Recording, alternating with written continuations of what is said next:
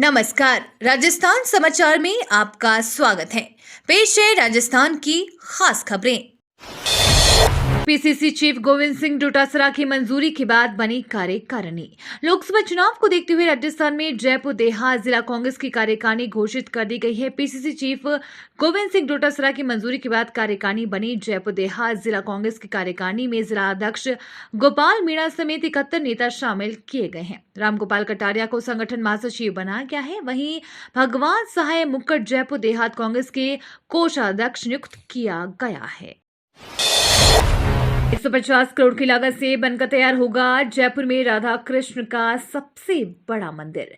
राजस्थान की राजधानी जयपुर को छोटी काशी के रूप में जाना जाता है, क्योंकि यहाँ हजारों की संख्या में मंदिर हैं, जहां हमेशा भक्तों की लाइन लगती है। ऐसा ही एक भव्य मंदिर जयपुर के जगतपुरा में बना रहा है। ये मंदिर भगवान राधा कृष्ण का होगा, जिसे हरे कृष्ण सांस्कृतिक केंद्र ने नाम से जाना जाएगा। बता दें कि राजस्थान का सबसे बड़ा राधा कृष्ण मंदिर होगा।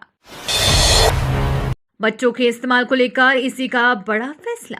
इस साल होने वाले लोकसभा चुनाव को लेकर इलेक्शन कमीशन ऑफ इंडिया ने एक बड़ा फैसला लिया है। भारतीय निर्वाचन आयोग ने लोकसभा चुनाव के दौरान बच्चों के किसी भी राजनीतिक अभियान में शामिल होने पर पूरी तरह रोक लगा दी है। यानी चुनाव प्रचार के दौरान बच्चों के माध्यम से मर्जी वोट मांगने, पर्चे बांटने, पोस्टर चिपकाने या फिर नारेबाजी करने की पूरी तरह से रोक रहेगी। इलेक्शन कमीशन ऑफ इंडिया की ओर से जारी इस गाइडलाइन का उल्लंघन होने पर संबंधित जिले के निर्वाचन पदाधिकारी और रिटर्निंग ऑफिसर कार्यवाही कर सकेंगे। जाट आरक्षण आंदोलन ने खाया ताव। राजस्थान के भरतपुर में चल रहा जाट समाज का आरक्षण आंदोलन अब गरमाने लग गया है।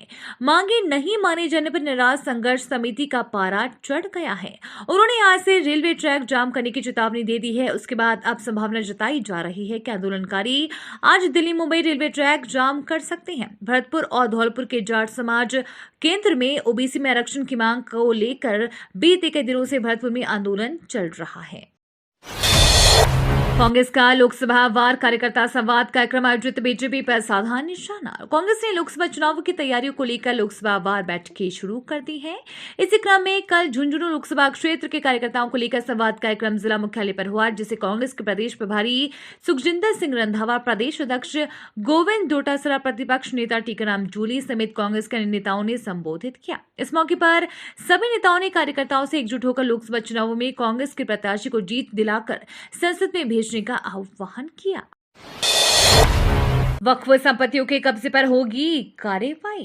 राष्ट्रीय अल्पसंख्यक आयोग की जयपुर में बैठक। राष्ट्रीय अल्पसंख्यक आयोग के सदस्य सैयद शहजादी ने सचिवालय में अल्पसंख्यकों के कल्याण के लिए प्रधानमंत्री के 15 सूत्रीय कार्यक्रम की समीक्षा की। बैठक में अल्पसंख्यक वर्ग के कल्याण के लिए विद्यालय शिक्षा को सुधारना, उर्दू शिक्षण के लिए अधिक संसाधन उपलब्ध कराना, मदरसा शिक्षा का आधुनिकीकरण करना, अल्पसंख्यक समुदाय के मेधावी विद्यार्थियों के छात्रवृत्ति, शैक्षिक अवसरों को उन्नत करने को लेकर चर्चा की।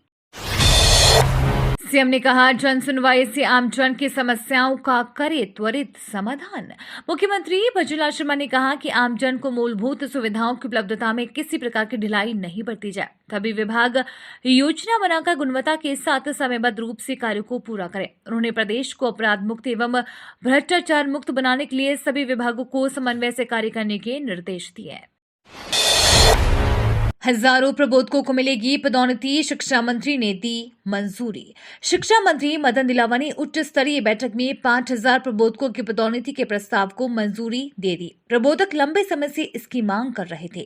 अब ये प्रस्ताव वित्तीय स्वीकृति के लिए वित्त मंत्रालय के पास जाएगा। बता दें कि 5000 प्रबोधक की पदोन्नति पूर्व में ही हो गई थी। शेष 5000 और प्रबोधक पदोन्नति की मांग कर रहे थे। इस पर शिक्षा मंत्री ने तुरंत प्रस्ताव को वित्त विभाग को भेजने को मंजूरी प्रदान की। आमरण अनशन समाप्त। 3 दिन के अंदर केंद्र सरकार से वार्ता का आश्वासन। केंद्र में ओबीसी आरक्षण की मांग को लेकर जैतोली में महापड़ाव स्थल पर शुरू किया गया। आमरण अनशन मंगलवार को समाप्त हो गया।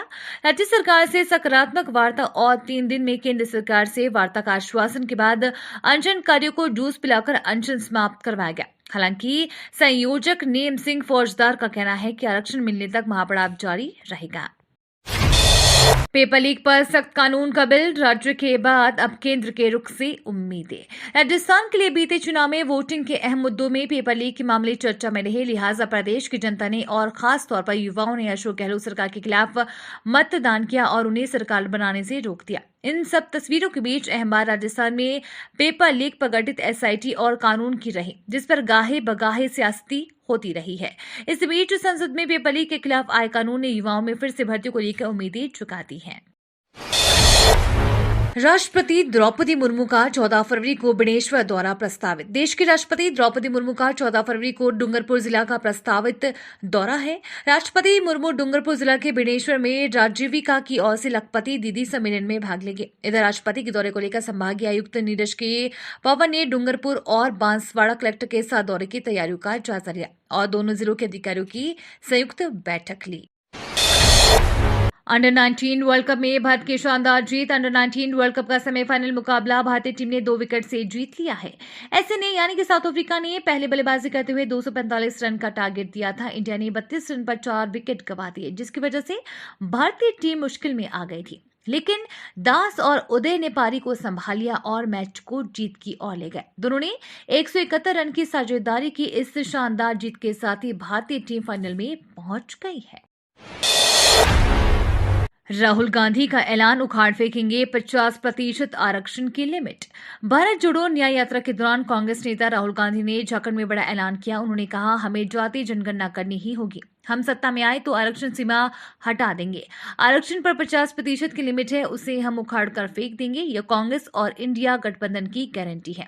इससे पहले भी राहुल कह चुके हैं कि जातिगत जनगणना होनी चाहिए, इसके बाद ही हम सभी लोगों के साथ न्याय कर पाएंगे। सीमा सुरक्षा को लेकर मोदी सरकार का बड़ा फैसला। केंद्रीय गृह मंत्री अमित शाह ने कहा है कि मोदी सरकार ने 1643 किलोमीटर लंबी भारत म्यांमार सीमा पर बाड़ लगाने का फैसला किया है।